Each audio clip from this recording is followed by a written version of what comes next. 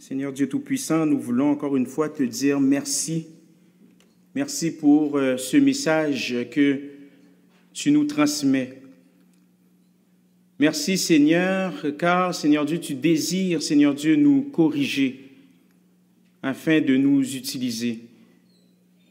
Merci Seigneur, car Seigneur Dieu Tout-Puissant, tu désires qu'on retourne à ton premier amour. Permets, ô Dieu, que les séries de messages que tu nous as donnés puissent nous transformer à ton image, puissent changer radicalement, Seigneur Dieu, notre mentalité, afin, Seigneur Dieu, de vivre uniquement pour toi. Seigneur Dieu, nous savons fort bien que l'ennemi de notre âme, Seigneur Dieu, désire qu'on s'éloigne de toi. Mais Seigneur Dieu, c'est toi qui as le dernier mot. Permets, ô Dieu, qu'on puisse te saisir, afin, Seigneur Dieu, d'être proche de toi et de t'aimer de tout notre cœur. Nous te remercions d'avance, Seigneur Dieu, pour qu'est-ce que tu vas faire ce soir et dans les prochains jours. Nous te prions ici dans le nom puissant de Jésus. Amen. Donc, le titre de mon message, « N'oublie pas ton premier amour ». N'oublie pas ton premier amour. Donc, je vais lire pour vous Apocalypse 2, verset 5. Apocalypse 2, verset 5.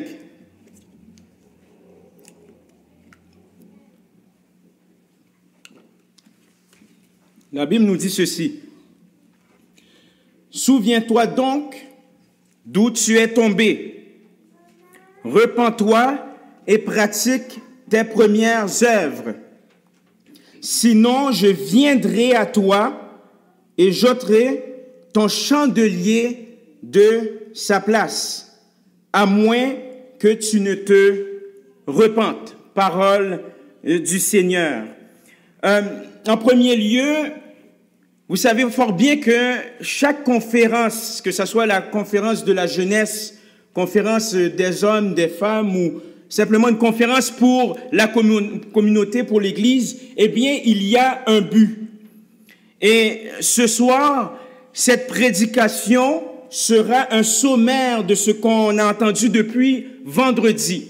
En somme, je vais simplement résumer les 3 séries de messages que j'ai partagés avec vous. Pourquoi? Parce que je crois pertinemment que c'est le désir de notre Seigneur Jésus-Christ et c'est mon désir également qu'on puisse sortir de là changé et qu'on ne fait pas juste écouter le message, mais qu'on puisse le vivre. Amen. Qu'on puisse le vivre et qu'on ne soit pas des auditeurs oublieux, mais qu'on puisse réellement saisir ce message. Donc, c'est le but ce soir. Donc, ce ne sera pas une nouvelle prédication. Certes, il y aura certains éléments qui seront nouveaux. Néanmoins, ça sera un sommaire, un rappel, un peu comme ceux qui sont encore aux études. Vous savez, vous voyez la matière durant l'année, mais avant les examens, eh bien, on ressasse un peu, ou du moins, on regarde ce que le professeur a dispensé. Et c'est ce qu'on va faire ce soir. Donc, vous allez vous rappeler de certaines notions qu'on a vues ces derniers jours, à la gloire de Dieu. Donc, je tiens à vous rappeler que la Bible nous exhorte à entretenir notre connaissance, car sa volonté nous est souvent préconisée. Vous savez, lorsqu'on passe du temps dans notre quête spirituelle christocentrique, eh bien, nous avons plus de connaissances. La Bible nous dit dans Osée 4:6, « Mon peuple périt faute de connaissances. » Et je crois qu'aujourd'hui, beaucoup de chrétiens périssent parce qu'ils n'ont pas la connaissance de notre Seigneur Jésus-Christ, parce qu'ils n'ont pas la connaissance de la vérité, qui est Jésus. Par conséquent, la connaissance est souvent préconisée. l'Éternel des armées désire qu'on puisse le connaître un peu plus. Mais pour le connaître, c'est par le truchement de son amour. Il faut l'aimer pour pouvoir le connaître. N'oublie pas ton premier amour. Toutefois, Apocalypse vient d'un mot grec qui signifie dévoiler et révéler. C'est ce que nous avions vu. Et ce livre sert à désigner un genre littéraire, un genre littéraire. L'Apocalypse, c'est un peu comme je vous avais dit, je crois que c'était ce matin ou hier soir, je vous ai dit que aujourd'hui nous avons plusieurs genres littéraires, que ce soit bande dessinée, roman, revue. Donc ce sont des genres littéraires. À plus forte raison, dans le premier siècle, ou du moins dans les siècles même avant le premier siècle, c'était un genre littéraire. Et dans le cas de l'Apocalypse biblique, eh bien ce genre littéraire voulait révéler un nouveau monde à venir grâce à l'action divine. Ainsi donc, l'Apocalypse de Jean fait partie du genre apocalyptique, qui est un genre littéraire. Ce que Jean fait, c'est qu'il applique ce genre à l'expérience du oint, à l'expérience du Messie crucifié et ressuscité. Et vous savez, ce qui est très intéressant, c'est que Timothée, qui était avec Paul, qui était un des disciples de Paul, Timothée et l'apôtre Jean exercèrent eux aussi un ministère dans l'église d'Éphèse. Tournez avec moi dans 1 Timothée 1, versets 1 à 3. 1 Timothée 1, versets 1 à 3.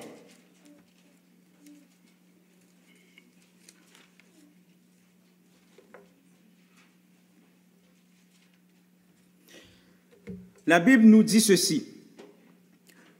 Paul, apôtre de Jésus-Christ, par ordre de Dieu, notre Sauveur, et de Jésus-Christ, notre espérance, à Timothée, mon enfant légitime en la foi, que la grâce, la miséricorde et la paix te soient données de la part de Dieu le Père et de Jésus-Christ, notre Seigneur.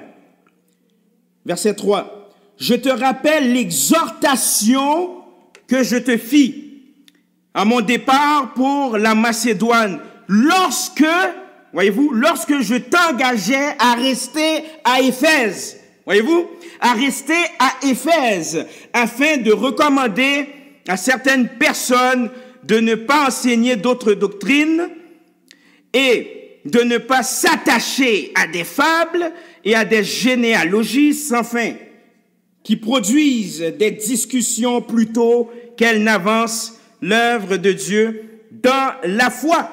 Donc, visiblement, nous pouvons voir que Timothée a exercé son ministère à l'église d'Éphèse. Et remarquez bien, à partir du verset 3 et 4, on voit que l'église, déjà là, l'église d'Éphèse a une tradition d'être farouchement opposée aux fausses doctrines. Et c'est ce qu'on voit dans le chapitre d'Apocalypse, chapitre 2, où Jésus est en train de féliciter, ou du moins l'église, parce que l'église est farouchement opposée aux fausses doctrines. Donc on voit déjà que cette église était habituée, ils ont été enseignés de la sorte.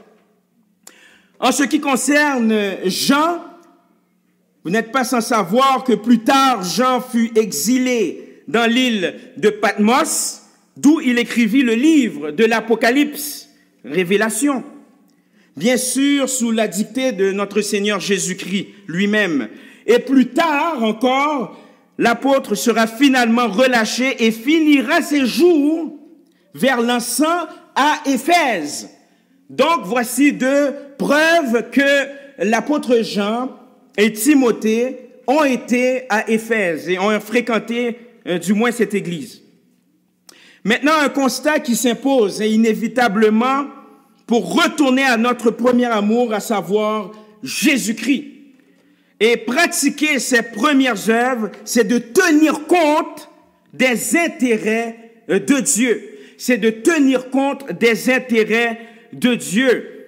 Initialement, tenir compte des intérêts du Seigneur Jésus-Christ, c'est de maintenir une relation serrée avec lui. C'est ce que nous avions vu. Mais nous avions amorcé, ou du moins j'ai amorcé cette conférence en mettant la table, en prêchant sur Matthieu 6, verset 33. Matthieu 6, verset 33 nous dit littéralement, cherchez, voyez-vous, pas deuxièmement, pas troisièmement, pas quatrièmement, cherchez premièrement le royaume et la justice de Dieu, et toutes ces choses vous seront données par-dessus.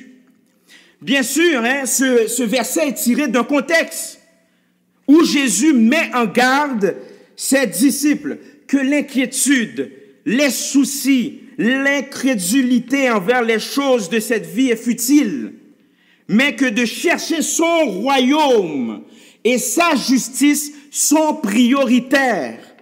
Donc, qu'est-ce qu'on voit? Royaume de Dieu, c'est-à-dire de laisser Jésus-Christ régner dans notre cœur.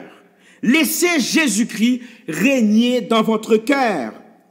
La justice de Dieu, bien sûr, il y a une pluralité de définitions, mais une d'entre elles, c'est de faire la volonté du Seigneur. Et lorsque vous avez ces deux notions, eh bien, vous êtes vraiment enclin à retourner dans vos premières œuvres.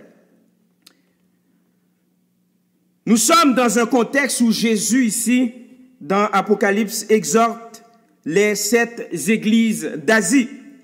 Notre verset est situé dans une de ces églises, bien entendu, l'église d'Éphèse. La première lettre au chapitre 2. Rappelez-vous, j'ai fait mention du psaume 119, verset 11. Psaume 119, verset 11. Rappelez-vous. La parole de Dieu nous dit, je serre ta parole, alléluia, je serre ta parole dans mon cœur, afin de ne pas pécher contre toi. Je ne serre pas ta parole dans ma tête, c'est l'intellect, mais je serre ta parole dans mon cœur. C'est sentimental, mais en même temps spirituel, parce que c'est la parole de Dieu. Et la parole de Dieu a été incarnée en la personne de Jésus-Christ. Je serre ta parole dans mon cœur. Y a-t-il des jeunes ce soir qui veulent serrer la parole de Jésus-Christ dans leur cœur? Amen. C'est ce que la parole nous dit. Je maintiens une relation serrée avec le Christ par le biais de la prière et la dévotion des saintes Écritures. C'est la seule manière. C'est la raison pour laquelle le Seigneur exhorte à pratiquer ses premières œuvres. Ce sont les œuvres que l'église d'Éphèse a fait à leur début. C'est ce qu'ils faisaient à leur début. Parce que la Bible nous dit, écoutez, retourne à tes premières œuvres. Donc, visiblement, c'était une église, au départ, qui avait une passion pour Jésus-Christ. C'était une église, au départ, qui serrait la parole de Dieu dans leur cœur. Voyez-vous, ils étaient allergiques aux fausses doctrines. Mais qu'est-ce qui fait qu'ils étaient allergiques? C'est parce qu'ils avaient la parole. La parole était serrée dans leur cœur. Alors, le Seigneur nous parle ainsi, la jeunesse de l'Église, à serrer la parole de Dieu dans notre cœur. Ainsi, nous prenons conscience cette fois-ci. Il s'agit, oui, certes, d'analyser la parole de Dieu. Il s'agit également de serrer cette parole dans notre cœur, de le vivre. Mais toujours est-il qu'il faut prendre conscience de notre état spirituel. Il faut faire un constat. Car nous laissons, pourquoi? Nous laissons Jésus-Christ faire le diagnostic de notre cœur. On laisse Jésus-Christ, le médecin par excellence, regarder qu'est-ce qui se passe dans notre cœur, de faire un panorama, de nous examiner afin de nous donner un bon remède. Amen. Permettez-moi de lire à partir du verset 4 dans Apocalypse 2. Et je lirai également le verset 5. Mais ce que j'ai contre toi, c'est que tu as abandonné ton premier amour. Souviens-toi donc d'où tu es tombé, repens-toi et pratique tes premières œuvres. Sinon, je viendrai à toi et j'ôterai ton chandelier de sa place. À moins, c'est écrit à moins, c'est ce que j'aime avec Jésus, il y a toujours quelque chose après. À moins que tu ne te repentes. On a vu ce matin que dans ce chapitre, et je ne vais pas faire la nomenclature de tout ce qu'on a vu ce matin, c'est simplement un sommaire. Donc dans ce chapitre, Jésus mentionne ce que l'Église a fait de bien. Rappelez-vous que cette Église était persévérante, ne supportait pas de faux ouvriers, de faux prophètes, souffrait pour la cause de Jésus-Christ, dénonçait les faux ouvriers. Il en va de même pour nous, la jeunesse. Parfois, nous sommes persévérantes. Nous sommes persévérantes, la jeunesse. Et nous sommes un peu allergiques à qu'est-ce qui est faux. De nos jours, qu'est-ce qui est très populaire, c'est l'évangile de prospérité. Oui, certes, la Bible nous fait mention que on peut prospérer, j'ai rien contre ça. Dieu peut bénir quelqu'un, lui donner beaucoup de biens, mais ça devrait pas être la fondation de l'évangile. Donc, normalement, un chrétien est allergique à ce faux évangile lorsque ça devient une fondation. L'évangile, c'est quoi? La fondation, c'est Jésus-Christ. Amen. La fondation, c'est le Fils de Dieu. C'est pas l'évangile de prospérité qui est mort à la croix pour moi. C'est pas l'évangile de prospérité qui a mangé des coups de fouet pour moi. C'est pas l'évangile de prospérité qui a eu une couronne d'épines. C'est le Seigneur Jésus-Christ. Par conséquent, notre évangile doit être centré sur Jésus. Bien sûr, Dieu, dans son omniscience, peut bénir quelqu'un abondamment. Je n'ai rien contre ça. Néanmoins, c'est pas le fondement des évangiles. Et ceux qui sont attachés à la parole de Dieu, ceux qui serrent la parole de Jésus, bien entendu, sont comme les gens de l'église d'Éphèse, eh bien, sont farouchement opposés à ces fausses doctrines, ces fumisteries. Mais par rapport à ces versets qu'on vient de lire, le Seigneur constate que cette église est activiste. Et nous devons comprendre que Jésus voit ce que nous faisons. Rappelez-vous, Jésus-Christ voit ce que nous faisons, mais il voit aussi ce que nous sommes. Il voit notre état. Jésus-Christ est tout-puissant. Il voit réellement nos motivations. Il voit réellement nos motifs. Est-ce que je prêche la gloire de Jésus simplement par orgueil pour montrer que je suis un homme de Dieu, que je suis un érudit, etc., ou bien je le prêche par amour? Est-ce que je chante la gloire de Dieu simplement pour montrer que j'ai une belle voix, pour montrer que je chante aussi bien que d'autres personnes, pour avoir une certaine renommée, ou bien je chante la gloire de Dieu parce que je l'aime?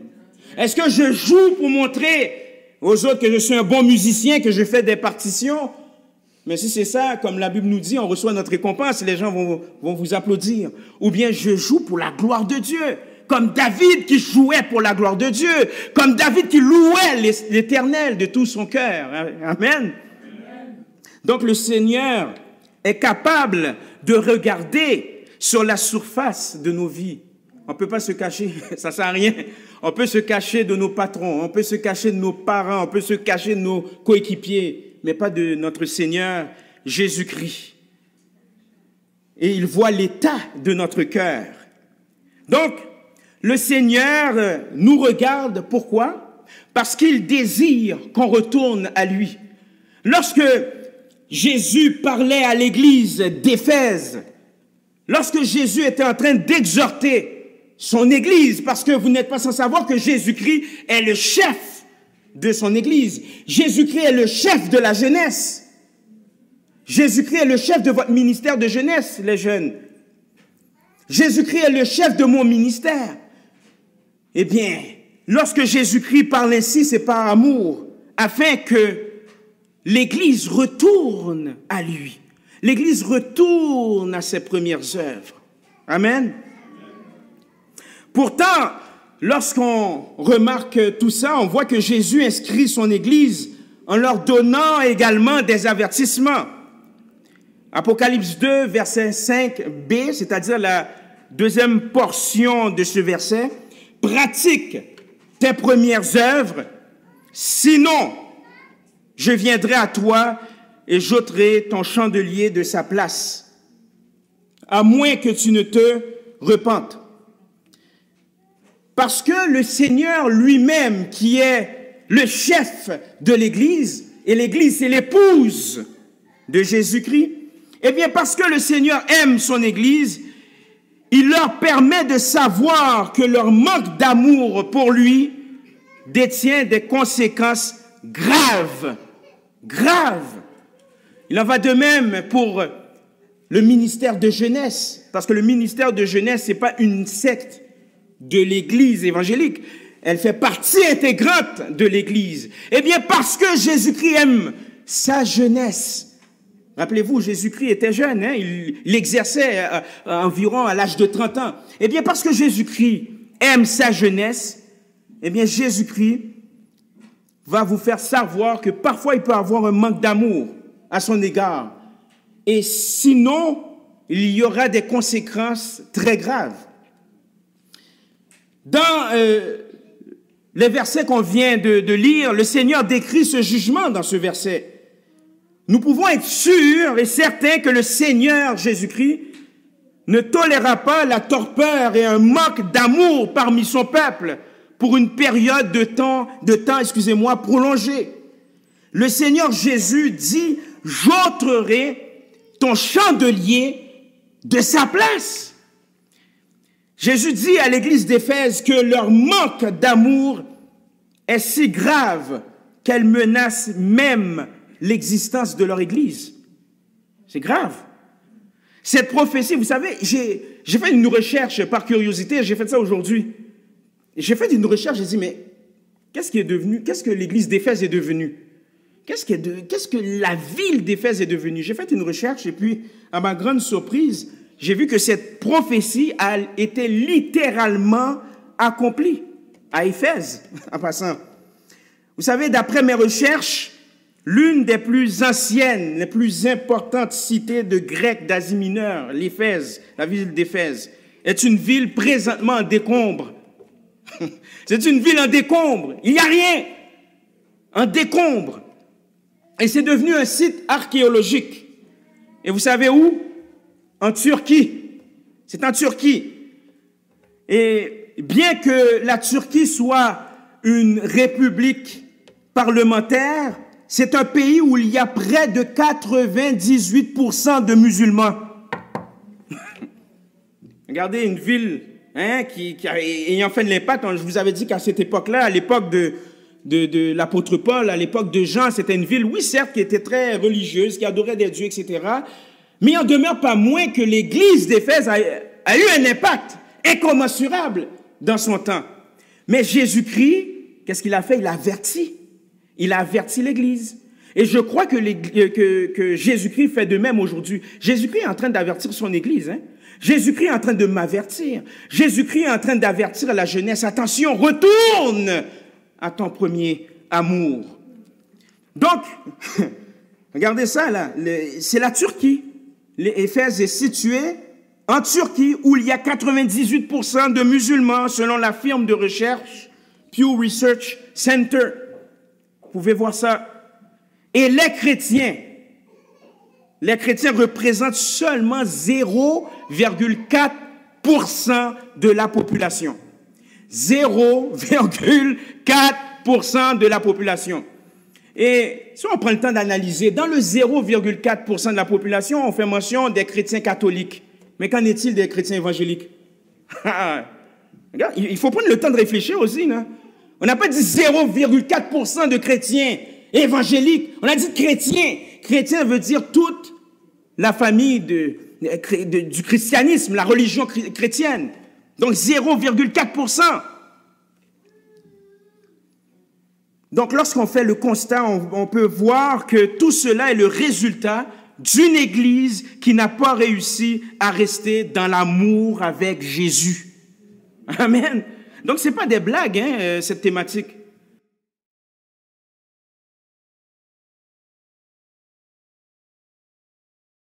Sérieux, c'est tellement sérieux que ça m'a même changé pendant que je préparais le message. Je vous ai dit que Dieu m'a dit que hey, il faut que tu m'aimes un peu plus, Berthaud. Berthaud, tu as besoin de m'aimer un peu plus. C'est bien qu'est-ce que tu fais. Et c'est bien, mais tu dois me chercher plus. C'est un avertissement. Et cela peut arriver, qu'est-ce qui est arrivé à l'église d'Éphèse, malencontreusement? Cela peut arriver dans le ministère de jeunesse. Et sachez que, vous savez, on a dit, Jésus dit, je vais enlever le chandelier. Chandelier, c'est quoi? C'est synonyme de lampe, lumière. Jeunesse, vous êtes une lumière. Amen? Vous êtes une lumière. Et je le répète à maintes reprises, ne laissez pas l'ennemi vous définir. Ne laissez pas la société vous définir. Ne laissez pas les médias vous définir. Mais laissez le Christ vous définir. Amen? Amen. Les jeunes filles, ne laissez pas les jeunes hommes vous définir. Mais c'est Jésus-Christ qui doit vous définir. Parce que vous connaissez votre identité. Amen?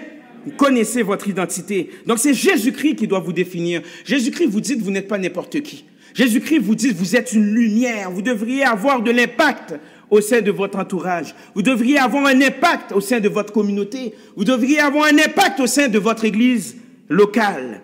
C'est seulement Jésus-Christ qui doit vous définir. Donc, à la lumière de qu'est-ce que je viens de vous exposer, la solution demeure la repentance. Amen. La solution demeure la repentance. Je relis pour vous Apocalypse 2, verset 5b. Je fais exprès de le lire souvent pour que ça rentre dans notre esprit. Pratique tes premières œuvres. Sinon, je viendrai à toi et j'ôterai ton chandelier de sa place, à moins que tu ne te repentes. Vous savez, la repentance s'exprime plus qu'une idée d'avoir des remords. Tout le monde peut avoir des remords, là. Judas a eu des remords. Et il a envoyé les sous, là, il a eu des remords. Mais ça, c'est un remords charnel qui l'a conduit au suicide. L'apôtre Pierre aussi a trahi Jésus, mais lui, c'était une repentance. Amen. Donc, la repentance, c'est une complète transformation. Le même Pierre qui a trahi Jésus, parce qu'on pense toujours à Judas, Judas a trahi Jésus, mais Pierre aussi a trahi Jésus et les autres disciples aussi. Bon, il y a eu des exceptions. Bon, Jean était avec les parents de Jésus, etc., mais les autres disciples ont fui également. Mais c'est la repentance. C'est plus qu'un remords, la repentance. C'est une complète transformation. Et également une soumission totale au Seigneur. Une soumission totale à Dieu.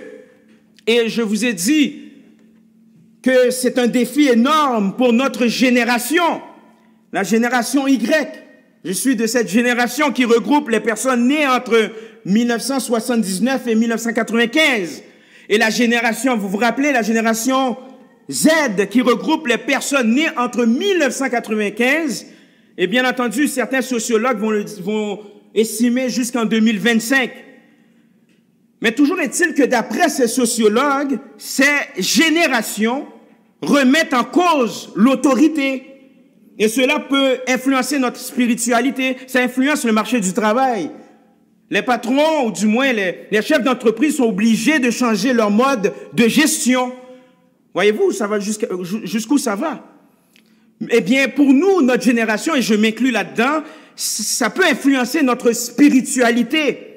Donc, il va falloir réapprendre à faire la volonté de Dieu. Car Dieu n'est pas simplement notre sauveur, oui certes, mais il est notre Seigneur. Il règne dans notre vie.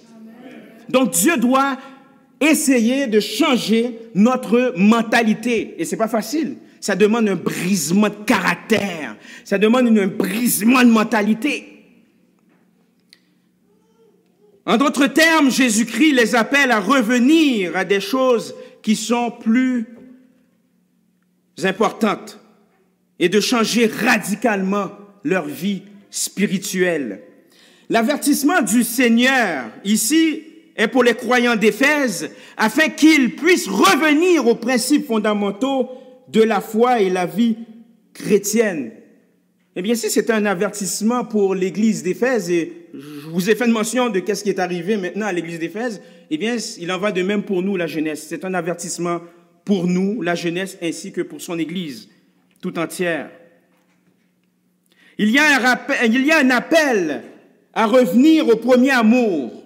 Il y a un appel à revenir aux premières œuvres.